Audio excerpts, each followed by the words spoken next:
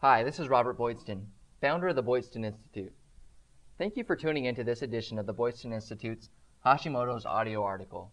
Today we're going to ask the question, Hashimoto's autoimmune thyroid problem or immune problem? Now, Hashimoto's thyroiditis is also known as autoimmune thyroid, and it's the most common cause of hypothyroidism in the United States, and people all over the world suffer from this particular type of thyroid disease. Simply defined, Hashimoto's autoimmune thyroid is a result of the body's own immune system becoming dysfunctional and beginning to attack and destroy your own gland. The fundamental thing to understand from a patient perspective is that Hashimoto's is an immune problem, not a thyroid problem. The immune system is destroying the gland, and that is the reason the thyroid is producing less hormone. The standard treatment of Hashimoto's disease is to give a synthetic or even a natural thyroid hormone replacement and then alter the dose until the TSH drops below a certain level. At this point, the condition is considered managed well. This type of approach gives little thought to the patient's symptoms or how the patient is actually responding. As soon as the lab numbers come back into the quote-unquote normal range, any remaining thyroid symptoms get attributed to something else. So let's consider depression that's caused by decreased thyroid function. Depression is a possible symptom of hypothyroidism, and a lot of people that have hypothyroidism do suffer with some degree of depression.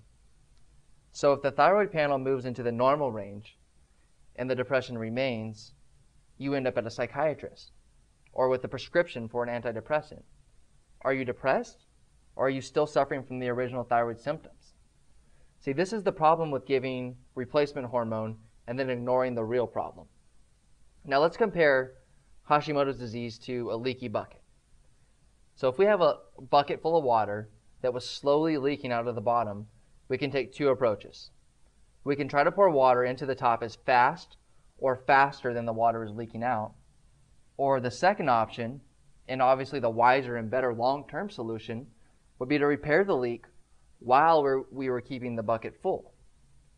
See, when Hashimoto's is treated with only a thyroid replacement hormone, it's like putting water into the top of the bucket. The immune system is destroying the gland and producing less thyroid hormone, so we're going to dump thyroid hormone back into the bloodstream, but completely ignore the leak, which is the immune attack in this case. So if you suffer with Hashimoto's disease and you are faithfully taking your thyroid replacement every day, ask yourself this: what about the immune attack? How much more thyroid cells are going to be destroyed if the immune system isn't specifically addressed? See, modulating and calming the immune system is certainly difficult. It requires the doctor to step back and look at the big picture. Immune triggers must be identified and dealt with in a systematic manner. Then the immune system must be dissected and looked at from a functional perspective in terms of overall immune configuration and in terms of immune dominance. See, it is this approach that is required to slow and repair the leak instead of just dumping water into the top of the bucket.